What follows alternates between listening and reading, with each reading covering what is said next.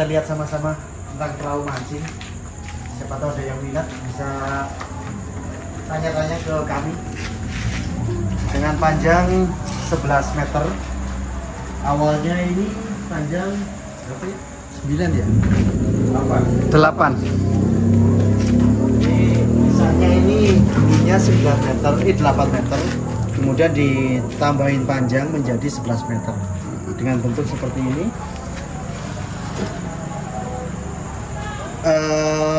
Sebelum kita masuk ke area kapal, mari kita lihat untuk bahan-bahannya yang sudah digunakan.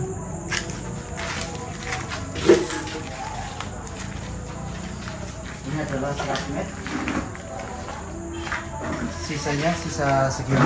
Kemudian ada juga serat yang lebih tebal itu, profit. Terus ini tempat meja kerjanya. Nah, ini adalah pewarna ya. Jangan lupa menggunakan sarung tangan jika sudah memegang ini. Ini adalah pewarna campuran untuk resin dan katalis. Dicampur dengan ini supaya mendapatkan hasil yang kinclong atau mengkilap. Boleh katakan maksimal. Nah, ini ada beberapa yang sudah terpakai, sisa 2 yang masih penuh ini untuk finishing tentunya. Ada 2 botol atau 2 galon. Terus pengeras katalis. Ini pengerasnya, memang dibutuhkan hanya sedikit saja. Ini cepat sekali keras. Ini bisa juga untuk tempat naruh joran. 1, 2, 3, 4, 5, 6, 7. Wing ini nanti rencana mau dipasang di bagian atas kapal. Kita lanjut ke tempat duduk kemudi. Ini rangka tempat duduk kemudi. Nantinya mau didesain menggunakan busak di sini. Pastinya empuk sekali ya. Ini baru rangkanya. Ini biasa dipakai para gamer atau kursi-kursi anggota dewan.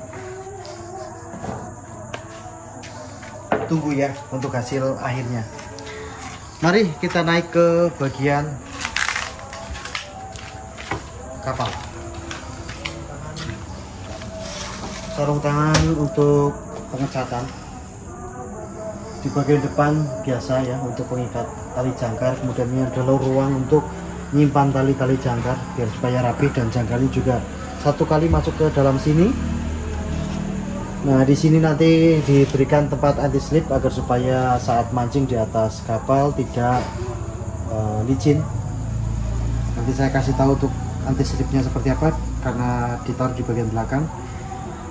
Selanjutnya di bagian tempat penyimpanan ikan. Setelah kita mancing mendapatkan ikan bisa disimpan di sini, atau barang-barang yang bisa disimpan sini tidak seandainya tidak diisi ikan, seperti peralatan mancing boleh disimpan di sini. Terus nanti rencana kita berikan tempat kayu di sini, jadi ditutup dengan sebuah kayu papan untuk tangga kecil biar mempermudah ketika kita mau naik ke bagian atas. Lanjut ke bagian samping kiri. Ini ada tempat-tempat joran, agak mundur sedikit. Tempat-tempat joran. Nah, tempat-tempat joran ini multifungsi ya, ada 2 tempat, ada 2 fungsi. Yang pertama sebagai penyimpanan joran. Nah, contohnya seperti ini. Kita bikin jarak emang agak berjauhan agar supaya antara rel satu dengan satunya tidak saling bersentuhan sehingga tidak luka. Nah, terus sesampainya di area mancing, kita bisa mancing dasaran, dan perlulah alat ini. Jika kita udah capek juga bisa, atau biasa disebut dengan loncer boleh, atau mancing dasaran. Jadi standby, taruh, kasih umpan, berikan umpan ikan, tunggu sampai dia makan, dan dipastikan ini aman ya. Seandainya ditarik atau dapat hentakan atau lepas, dia nggak akan terjatuh. Jadi aman terus. Kita bikin seperti ini. ada lubang kecil, ini adalah sebagai pengunci di bagian reel. Contoh dimasukkan seperti ini, set, ini udah mengunci, aman. Kita kembalikan ke tempat semula. Selanjutnya lari di sebelah kiri, ini juga ada 5 ya tempat coran, 1, 2, 3, 4, 5 tempat coran dengan jarak yang sama. Sengaja dibikin jarak agak lebar, agak lebih panjang, karena sebelumnya kita pernah membuat yang lebih pendek. Ternyata antara stick dengan stick kalau terlalu pendek saling bersentuhan, sehingga bisa membuat luka pada reelnya. Kemudian di bagian bawah ini adalah rongga udara sebagai pengaman. Cara ukurnya gimana ya? Oh, nanti di belakang saja. Cara ukur berapa sih ketebalan rongga udara di bawah alas ini. Kita lanjut ke bagian kabin atau tempat kemudi. Nah, ini rencana mau dibikin kaca, mungkin akan seluas ini, bisa juga. Nanti gimana lebih efisiennya, lebih pasnya, lebih cocoknya. 2 kanan kiri sebuah kaca, kemudian di atas ada sunroof sebagai udara atau tempat keluar, tempat masuk, tempat sambil berdiri, multifungsi tentunya. Nah, di bagian atas itu tadi yang saya sampaikan ada wing, nanti kita taruh di bagian atas. Kita lanjut ke bagian belakang dulu. Untuk samping kanan kiri juga mau diberikan jendela ya. Nah, kita lihat sunroofnya dulu. Ini bisa ditutup juga sunroofnya jika terjadi hujan. Kita sudah siapkan untuk tempat penutup yang sesuai dengan ukuran ini, sehingga jika sudah sandar atau tidak dipakai kita tutup kembali. Kita mundur lagi ke bagian belakang.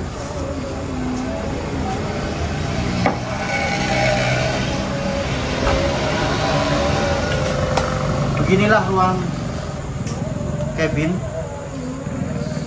ruang kemudi atau ruang untuk sembunyi dari panasnya matahari. Di sini bisa untuk tempat-tempat barang-barang seperti pelampung, piranti-piranti yang lainnya, bisa kumpul jadi satu di sini beserta tempat duduk kemudinya di tengah di situ. Ini masih dalam bentuk rangka ya, tentunya masih panjang. Ini baru prosesnya 50%-nya. Jadi nanti videonya akan lanjut untuk finishingnya. Terus selanjutnya ini bagian penyimpanan ikan. Nah, teknisnya itu kita buka, putar, agak keras. Nah, setelah ini membuka, otomatis air dia akan masuk sampai kita sesuaikan dengan ukuran air yang kita butuhkan.